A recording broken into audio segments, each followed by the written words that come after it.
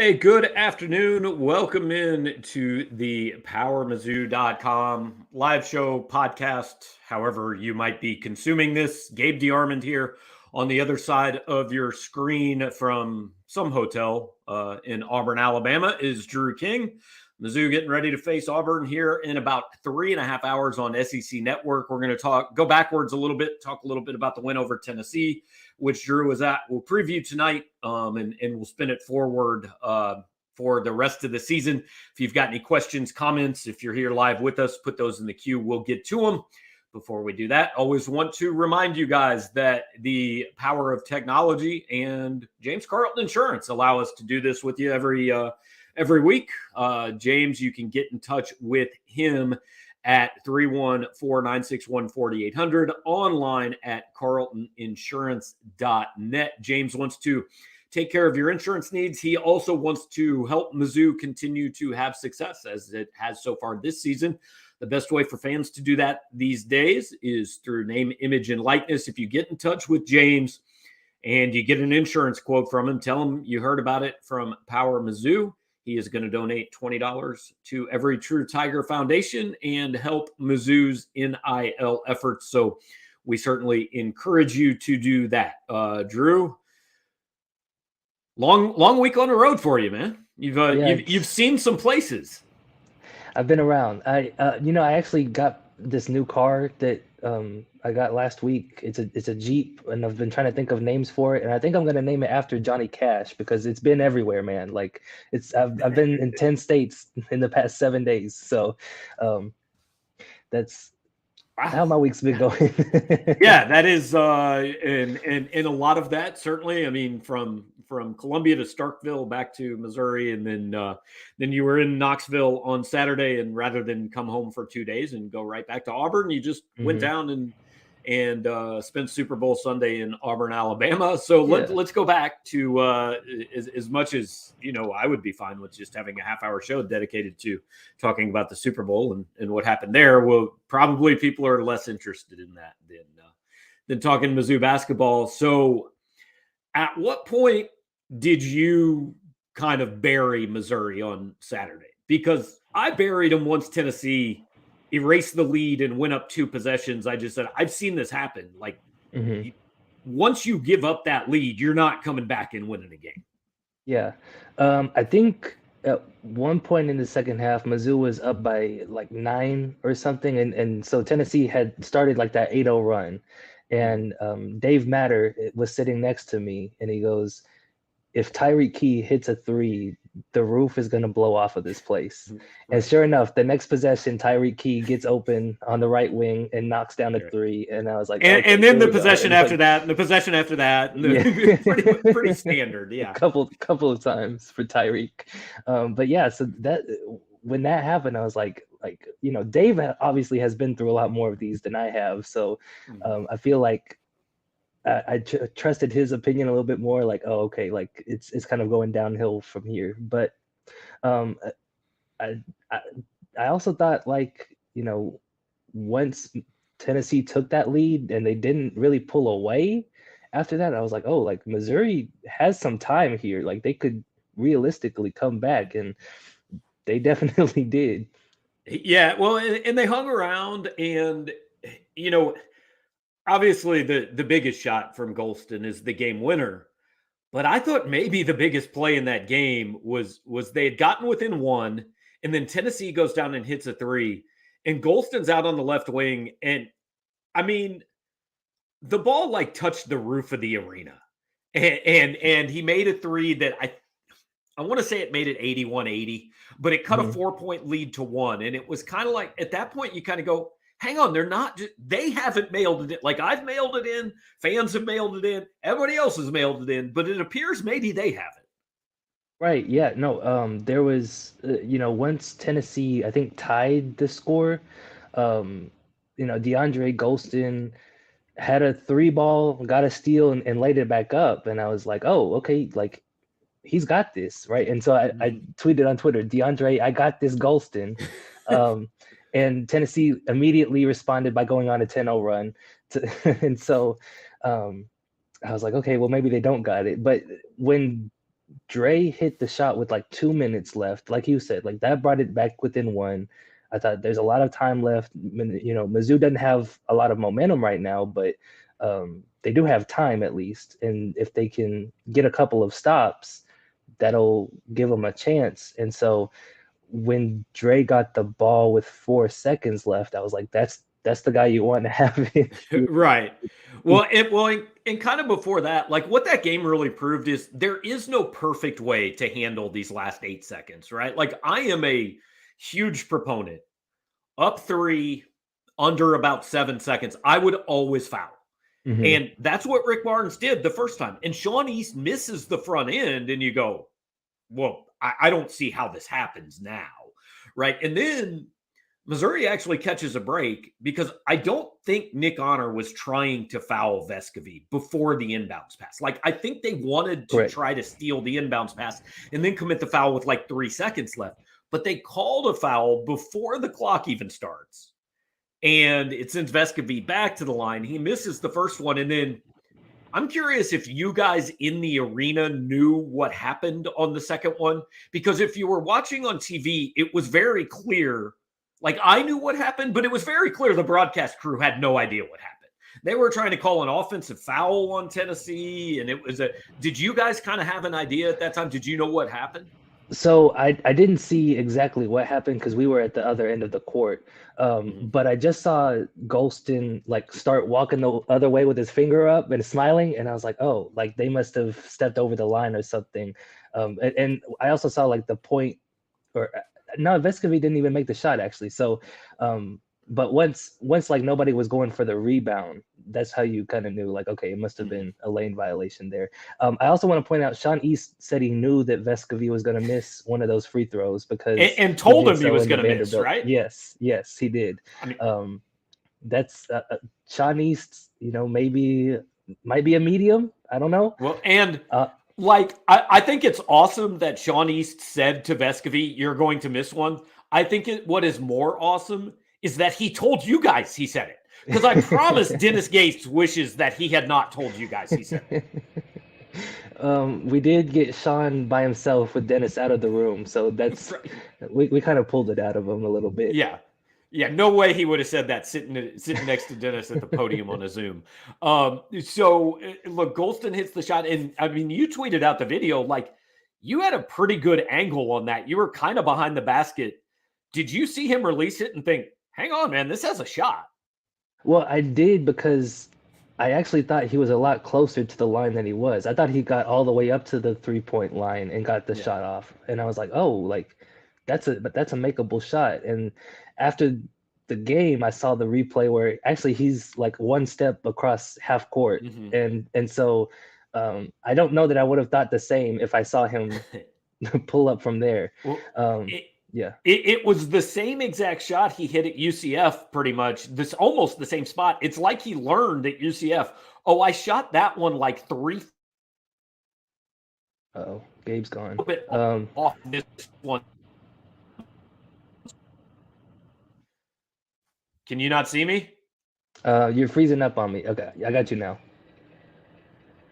Okay. So, but yeah, I mean, it was almost the same exact spot that he hit that shot at UCF. Yeah, it was. It wasn't quite the same play. He didn't have Demoy Hodge, you know, sliding him the ball across the floor, but it was that kind of pressure situation. And so that's why I was thinking like 4 seconds left. I want Dre to have the ball because he's done that before. Yeah, and made the shot and all that, and we'll get into some of this. I want to address this real quick. Dan is asking what's going on with the site. Look, there's some issue with the global provider that like hosts rivals, and it's down right now. It is well above my pay grade. I hope it gets fixed before this show is over. But that's why I tweeted out the YouTube link. Appreciate you guys managing to find us. The site is down right now. It is not like you have not been personally banned. Nothing is wrong with your personal internet.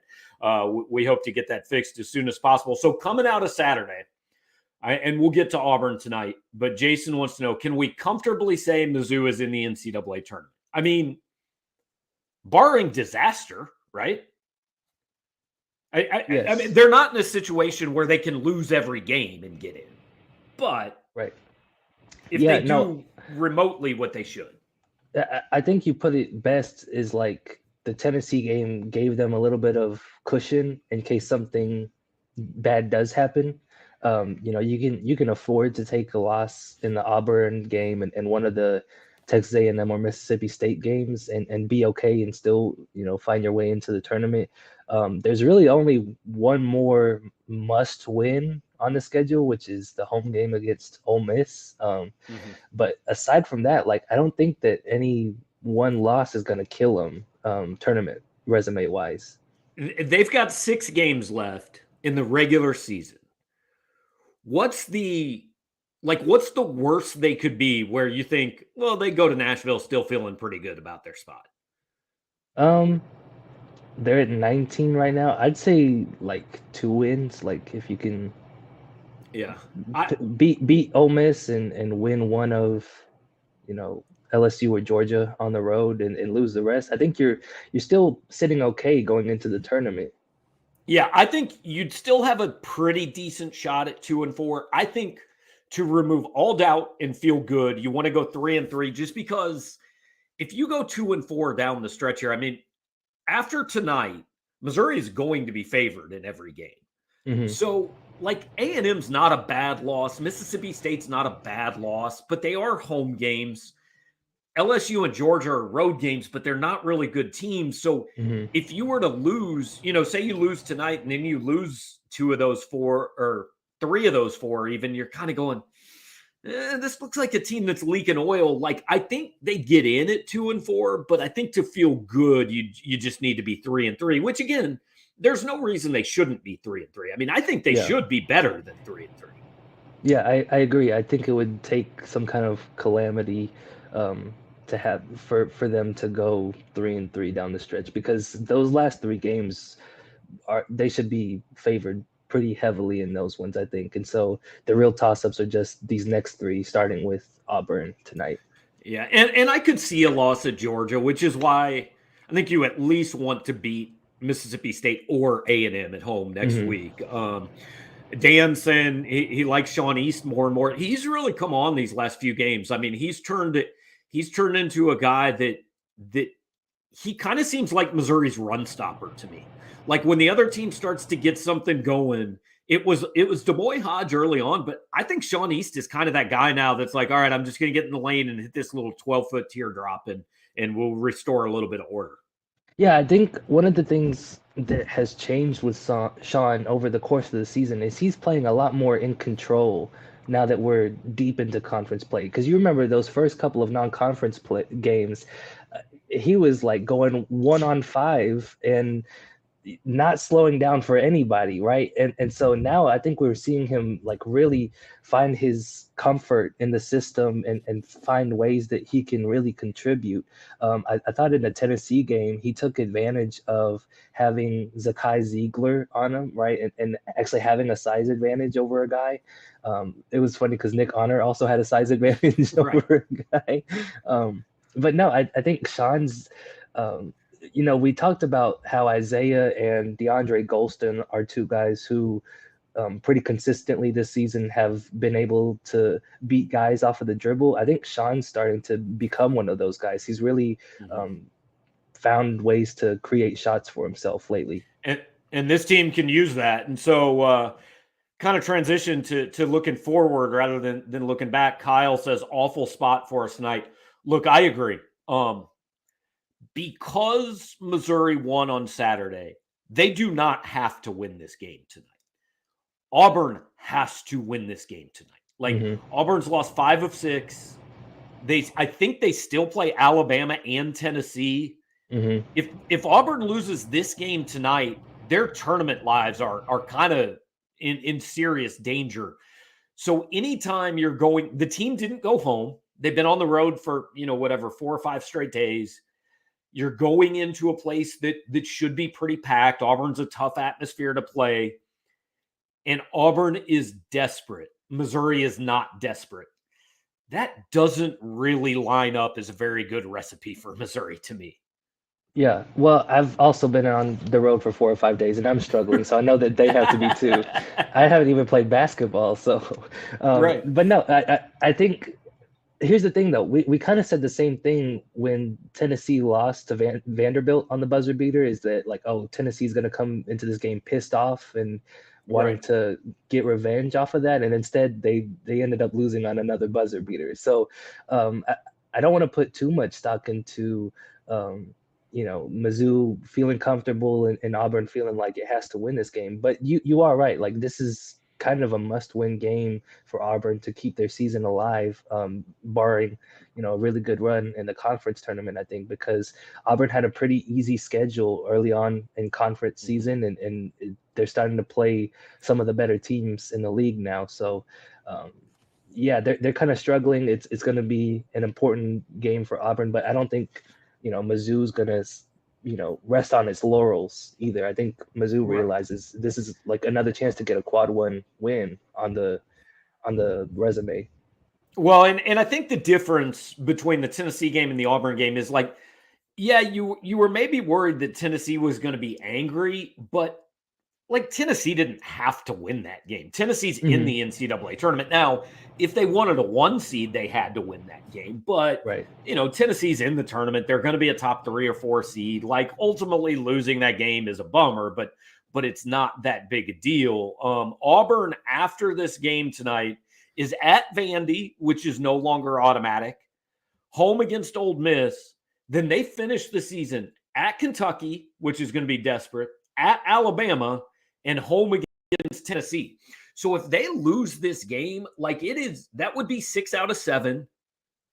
Like it is not impossible that Auburn finishes with like 9 or 10 losses in their last 12 games. And if that's the Mm-hmm. case, they're not getting in. And so, it was interesting. Bruce Pearl said yesterday, like, hey, this game's big for us, but Missouri's like trying to get on the right side of the bubble and all that.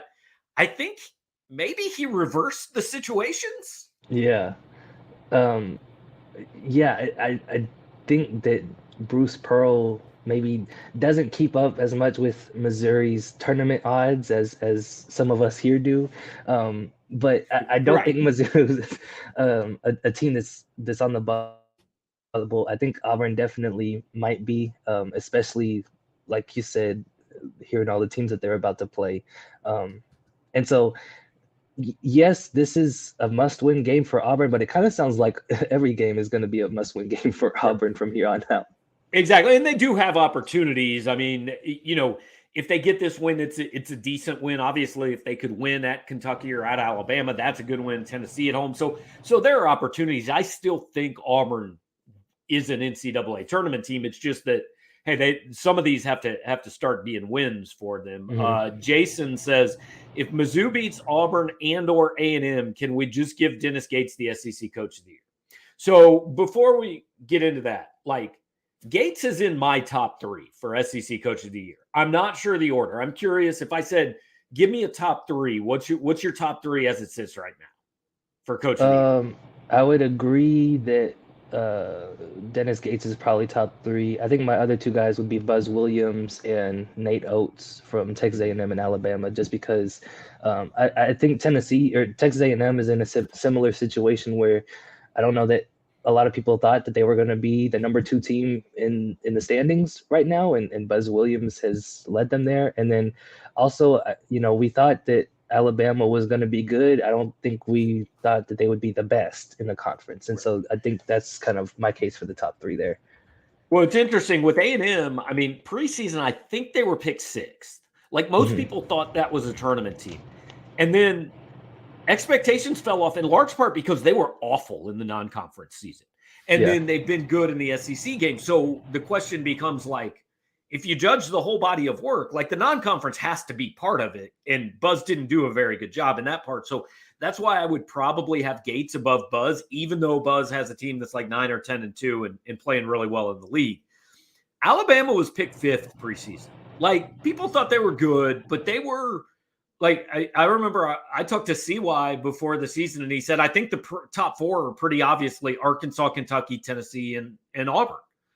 And then Alabama's probably in that next group, And that was the general consensus. And not only is Alabama the best team in the league, it's the best team in the country, in my opinion. Yeah. And it's not even close as far as best team in the league. I mean, they are undefeated and they're mostly blowing teams out.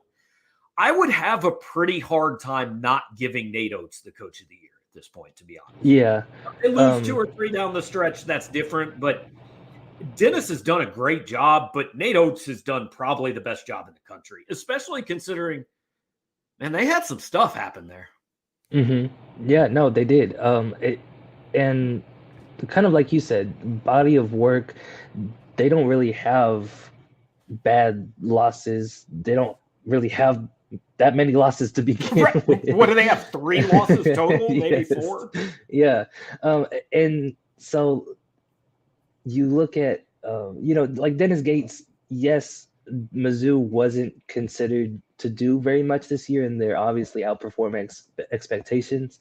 I think Alabama's kind of blowing their expectations out of the water. Like, I don't think anybody penciled them in to be a top 5 team, let alone the number 1 team in the country. Right. And like, again, Missouri's doing a nice job. But if they lose this game tonight, they're 7-6 in a league where Alabama's 12-0. Like that's a big difference, Yeah. and I do think that matters. Nolan wants to know if Missouri's going to shoot like they do at home or like they do on the road. I mean, Nolan, if I knew that, I would call a bookie. Also, worth pointing out that in 2 of its last 3 road games, Missouri's actually shot the ball incredibly well. Yeah, the one because you go back to Ole Miss. Yeah, Ole Miss and Tennessee, they did a good job. Mississippi State was their worst performance of the year, I think. I think that would be the definition of a insert the word I won't say here, so I don't have to include explicit language, but a stuffed sandwich, right? Like the 2 pieces of bread were fine. It was that Mississippi State game in the middle that kind of ruins the whole sandwich.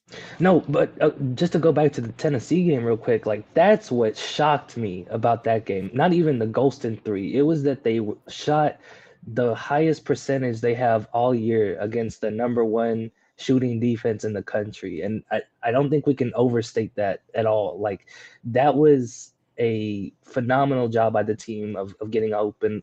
Obviously, Tennessee didn't have Josiah Jordan-James, but I don't know that one injury would have changed a whole lot. Like Mizzou was really able to spread Tennessee out and find guys open and make their defense, kind of have to fly all over to follow the ball. And so I think if they're able to do that again against Auburn, you'll see them getting a couple of more good looks.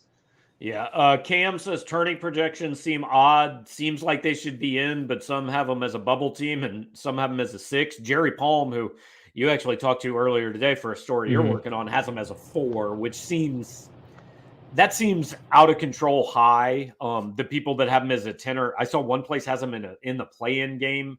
That's to me too low. But look, they're like, here are the qualifications for being a bracketologist, guys. Well, I have internet access. And like, I'm not saying Joe Lunardi and Jerry Palm and some of these guys don't do a good job because they generally do.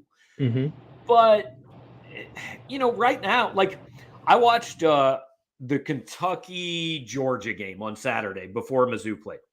And they said, I'm not kidding, they said like 10 times on the broadcast, Joe Lunardi says if Kentucky loses today, they are out of the tournament. Bro, there's 3 weeks left. Like nobody is out of the tournament today.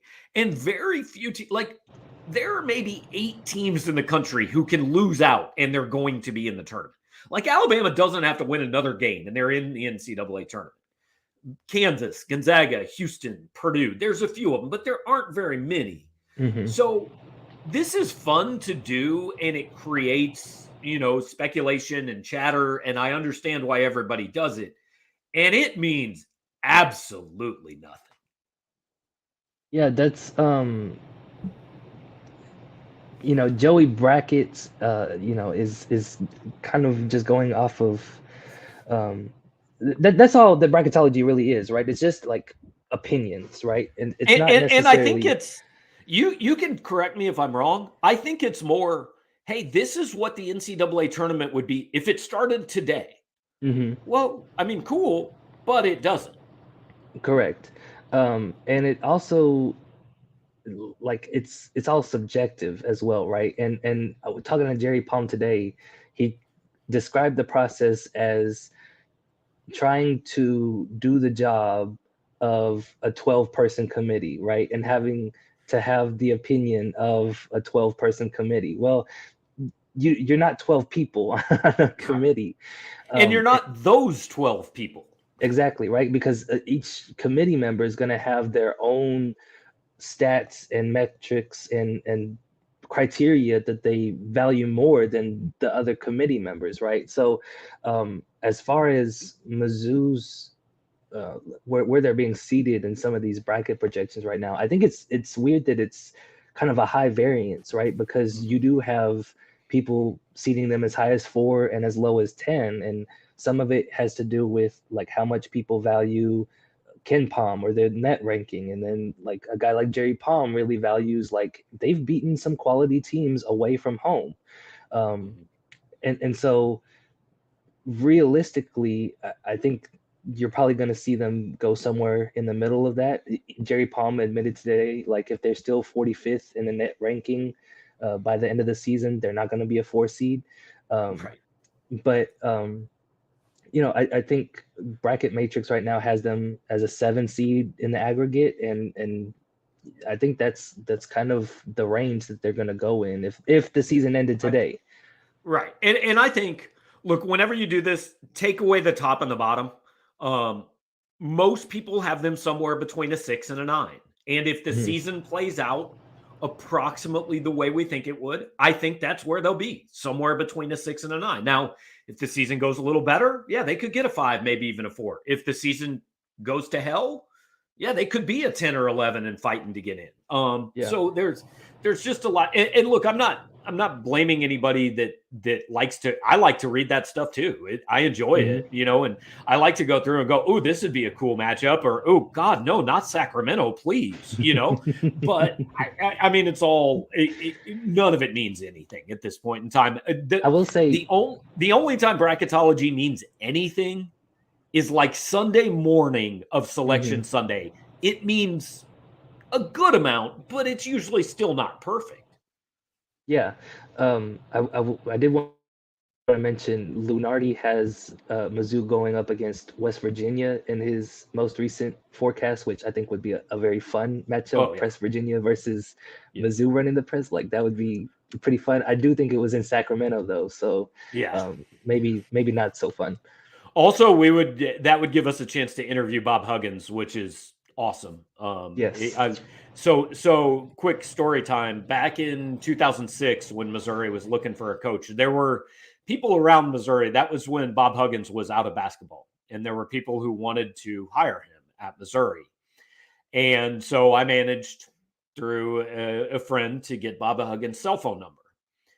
And I was very, very scared to make that phone call. I was 30. I'd been doing this for a couple of years, but I'm like, oh my God, the first thing he's going to say is, how the F did you get my number? Right. And like the person that gave it to me said, you didn't get it from me. Right. And so I called Bob Huggins. He was awesome. We were on the phone for like 15 minutes. He was incredible. I have loved Bob Huggins ever since then. He wanted the Missouri job. Absolutely would have taken it. They gave it to Mike Anderson, and Huggins ended up going to K-State. But I've never been so scared to make a phone call that turned out well. It was like when you were 13 and you had to call the girl that you thought was hot, right? And you just sat there and rehearsed the phone call like 15 times.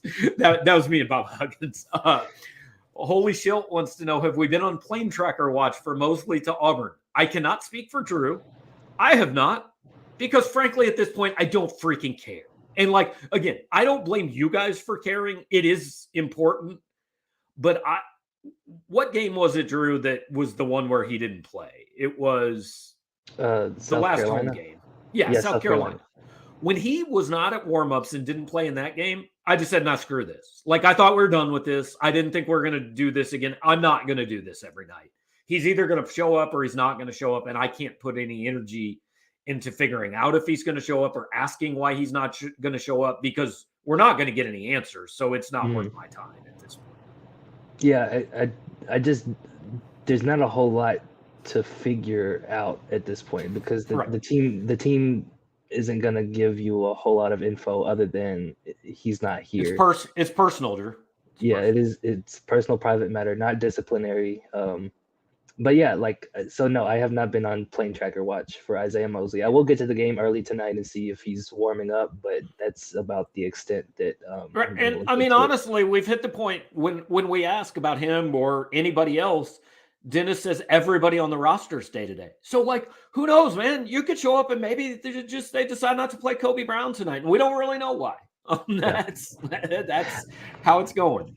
I will say, Trey Gomillion, I really thought he was going to play last game. He was warming up. He was doing, the kind of the movement drills with their trainer, and he was dunking in layup lines. And Kyle Smith Peters kind of walked over and was like, "Hey, don't do that." But no, I think Trey Gomillion's going to be pretty close to playing here either tonight or if not, when they get back to Missouri.